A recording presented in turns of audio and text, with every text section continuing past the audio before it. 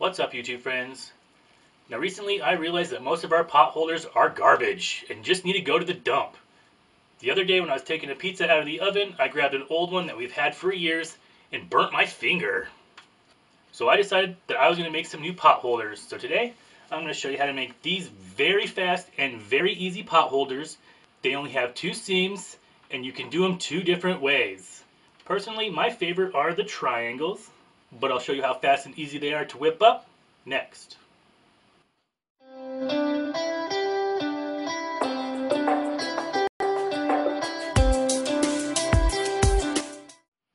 So the things you're going to need to make these very easy pot holders are 6 squares of cotton fabric that measure 8 inches squared. Now since I love things scrappy, I'm using 6 different prints. Now to make my pot holders a set, I went ahead and used the same backing fabric on all of them, but went crazy with the fabric on the fronts. So I'm calling this my backing fabric, and this my lining fabric. You will not see this when we're done, so that's why I'm just using white. And then you'll just need 4 different prints for the front of your pot holder. And you're also going to need a piece of Insulbright that measures 7.5 inches squared. I'll also be using my spray base just to make it a little easier. If you don't have spray base, you could just use glue or pins. You're going to need your iron with ironing board and sewing machine with matching thread. Today I'll just be using black. So let's get started.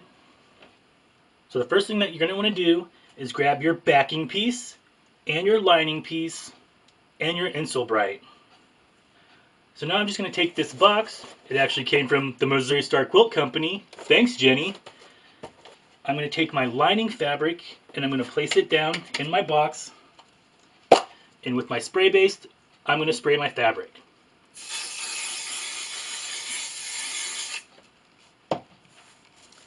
Next, I'm going to take my piece of Insulbright and glue it down. You should have about a 1/4 inch around each side. I'm going to take my spray base again and spray my Insulbright.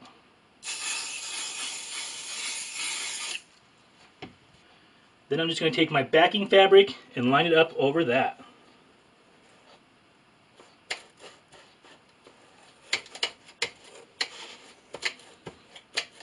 So now you should have something that looks like this. Now if you were to use a print for this lining fabric, you would want your print facing up, just like the back is facing up. So now I'm just going to set this off to the side for a minute and grab my other 4 fabrics. So first I'll show you how to make the triangle one. So what you're going to want to do is take your squares. I'm going to fold them so that the wrong sides are together, and I'm going to go point to point. Just like that, and you want to give this a good press. Now that I have my triangles all pressed, I'm going to take my little sandwich here, and with whatever fabric you want on the back, you want facing up. So now you're just going to take your triangles, and I'm going to match up this corner with this corner. Now I'm just going to grab another triangle, and I'm going to match up this point with this corner.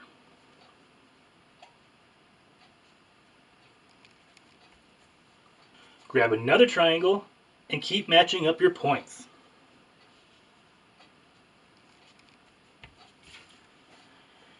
Now for your last triangle, we're going to go back to our first one that we laid down, and I'm going to lay it up.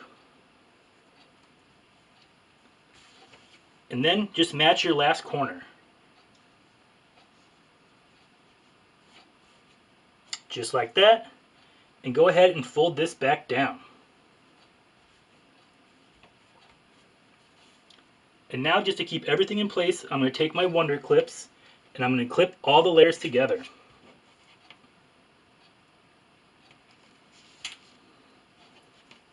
So now I'm just going to set this off to the side and I'll show you how to do the other pattern. So this time, instead of folding corner to corner, I'm going to fold them directly in half.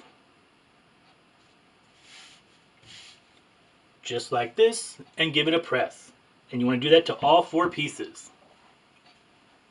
So you're just going to want to grab another one of your sandwiches with the backing facing up. I'm going to match up this raw edge with the raw edges around my square. Just like that. I'm going to take my other piece, set it right there. And I'm just going to keep matching up my raw edges. Now just like before, this is our first square. I'm going to fold it back, match up my sides, and fold it back over. And now with the Wonder Clips, just clip all the way around. So now I'm just going to take this over to my sewing machine, and using a fat 1/4 inch seam allowance, I'm going to sew all the way around, back stitching at the beginning and the end. And you want to do that to both of your hot pads. I'll meet you over at the sewing machine. Alright guys, so I'm over here at my sewing machine. Today I'll be using a straight stitch, and I bumped up my length to a 3.5. And I also threw on my walking foot. It really helps getting through all these layers. So now I'm just going to back stitch in the beginning.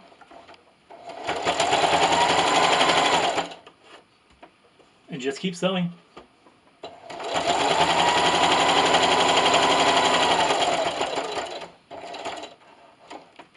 Alright, so I'm coming up to my corner, so I'm just going to sew up here till I get a 1/4 inch away. You want to stop with your needle down, raise your presser foot and spin, and sew.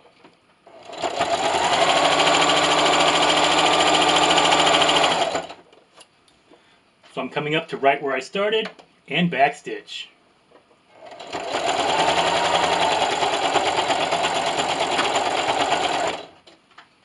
Alright, so I finished sewing all the way around.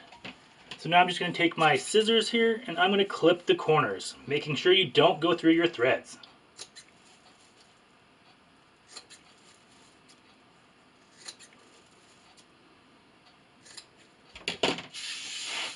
And now comes the fun part. So I'm just going to reach in here and I'm going to flip all of my corners out.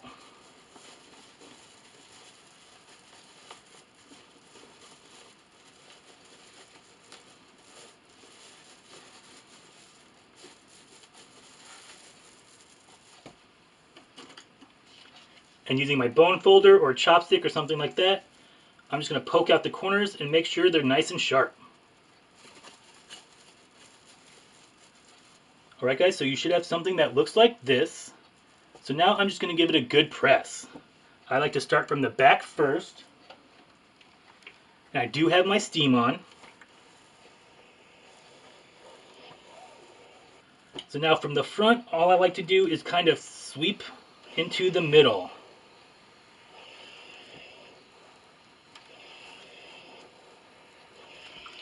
Just to make sure that they all line up and that you don't see that inside fabric. And then just give it a good press. So now our final step is, we're going to take this back over to our sewing machine, and I'm just going to top stitch all the way around with a 1/4 inch seam allowance. And that's just going to help keep this together when we throw it in the wash. See you over at the sewing machine. Alright guys, so I'm still going to be using a 1/4 inch seam allowance. My length is still a 3.5 and I'm still using a straight stitch. So don't forget to back stitch at the beginning.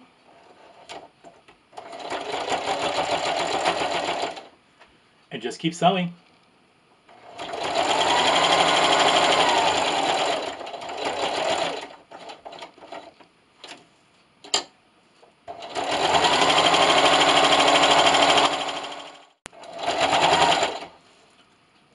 And of course, don't forget to back stitch at the end.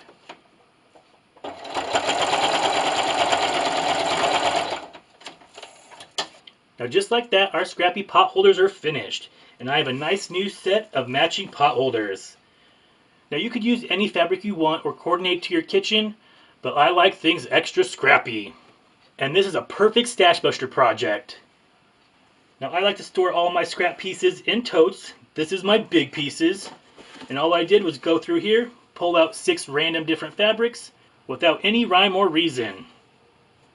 And like I said, I used the same color backing on all of them. just so I have a matching set, and I always like to put a dark fabric on the back. They're going to get pretty gross and grimy. Now these make the perfect last minute gifts because they whip up so fast and easy, and I'm not going to have any more burnt fingers. I hope you give these Scrappy pot holders a try. If you like this video and want to see more of my videos, go down below and hit the big red subscribe button, and give this video a big thumbs up. If you'd like to be notified as to when I post a video, hit that bell notification button. If you have a question about this video or any of my other videos, or just like to leave a suggestion for a future upcoming video, leave me a comment. Head on over to Facebook, Twitter, and Patreon at Scrappy's Patch if you'd like to friend me there. Feel free to share this video across your social medias. And as always, thanks for watching, happy sewing, and I'll see you next time.